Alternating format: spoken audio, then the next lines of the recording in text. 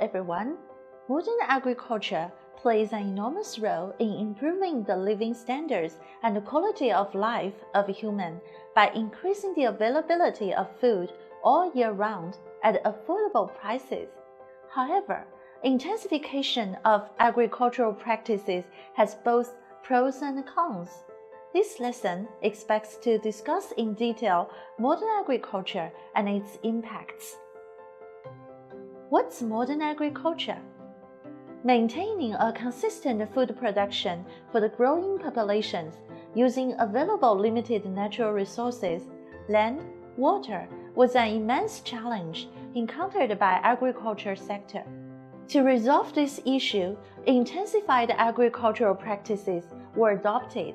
Simply, modern agriculture is an approach based on high input, high output procedures such as practicing intense tillage, use of abundant irrigation water, use of inorganic fertilizers, genetic manipulation of plants, and the chemical control of pests and diseases to combat the global demand of food and fuel.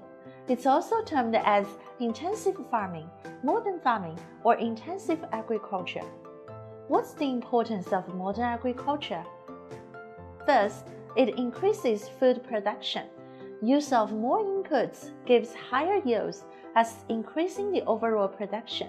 Its higher yields will be adequate to meet the growing food and fuel demands of the increasing population. Hunger and malnourishment incidences may be alleviated. Second, it ensures food security. Increased food production helps to maintain a reliable, steady access to nutritious food globally. Third, it improves the affordability. Availability of agricultural products reduces the amount of money that has to be spent on purchasing them.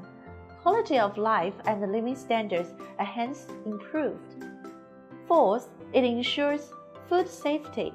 Use of advanced handling and processing methods safeguards food against much possible contamination.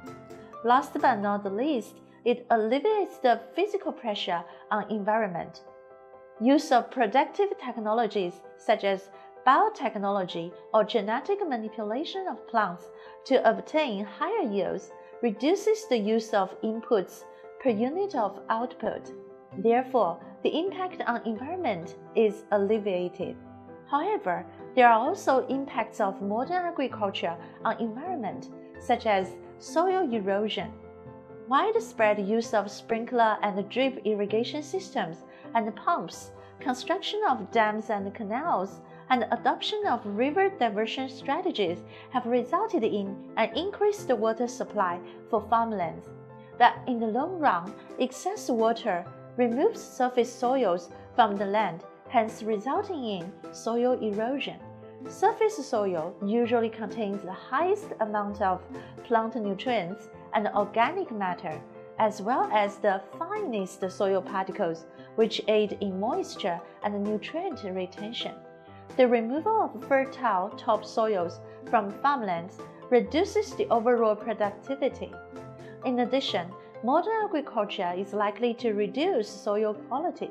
In traditional methods, soil fertility and quality are maintained through recycling of nutrients by a variety of plant and animal species and several other natural contributors. But in intensive agriculture, fertility of the soil is maintained by incorporating fertilizers frequently. If nutrients and other minerals which were lost due to continuous cultivation and excess runoff were not replaced properly by fertilization, poor soil quality is resulting.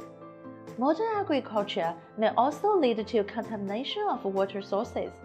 Surface runoff can carry fertilizers and pesticides into water resources such as lakes, wells, and rivers.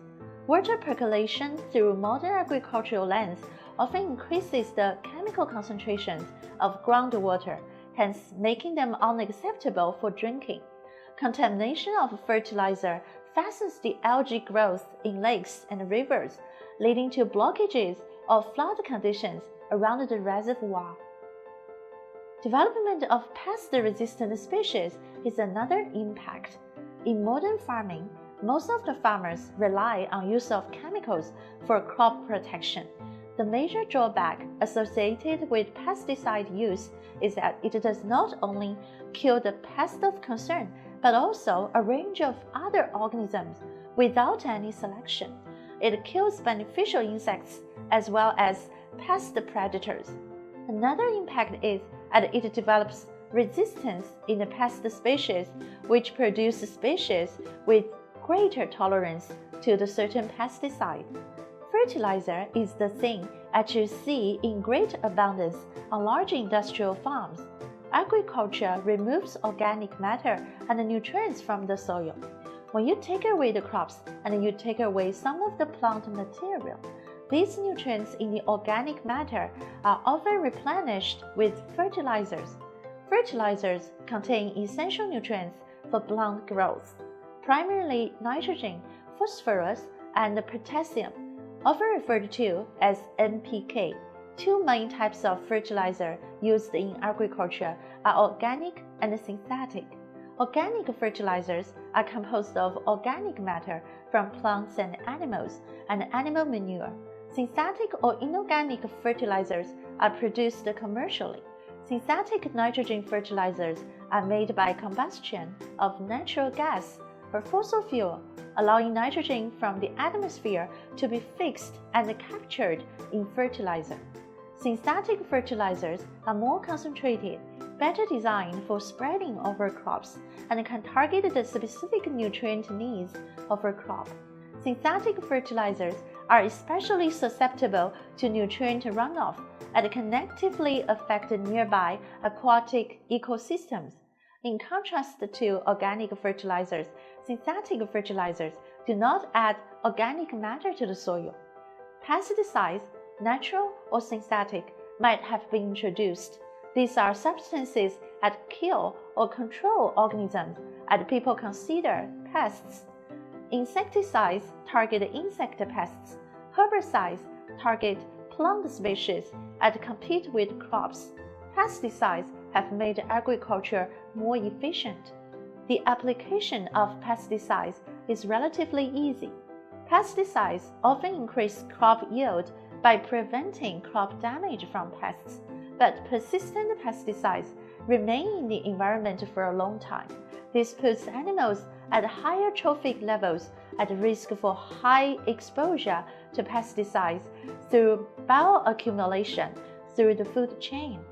There is also another problem with pesticides, the pesticide treadmill. Consider a crop that's infested with pests. The farmer develops and applies a new pesticide. Most of the pests die, allowing the crop to grow better for a period of time.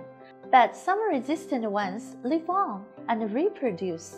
Over time, the proportion of resistant individuals in the pest population grows. So the farmer applies pesticide again with little result.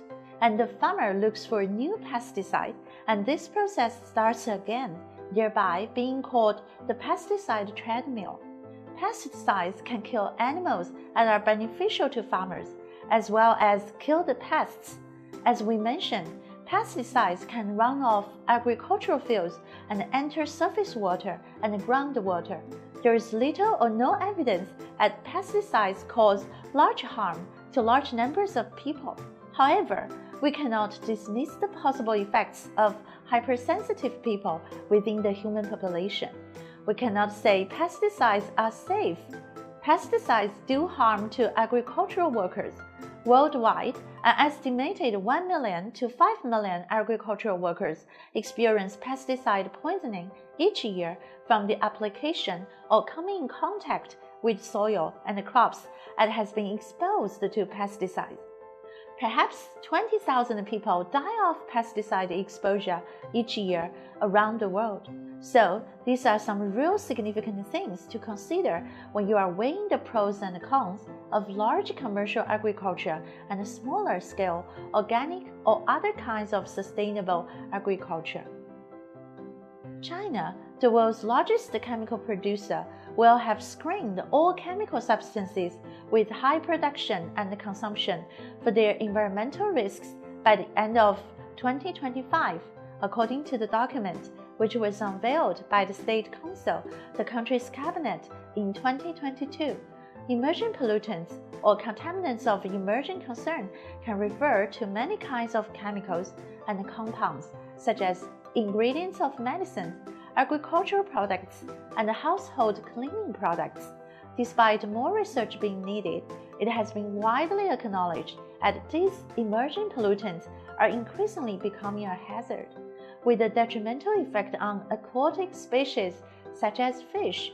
They can accumulate up the food chain, posing a risk to other species when they eat contaminated fish. The production and consumption of pesticides and antibiotics are also among the major concerns identified in the document, which said the assessment of environmental hazards from the two types of products will be intensified. All highly toxic pesticides that can bioaccumulate and have long-lasting impacts will fall under even more rigid control. The existing ones will be reassessed before the end of 2030. New antibiotics for animal use will be assessed when they are registered. It said, all antibiotics will only be available through prescription in drugstores. Thank you very much for your listening.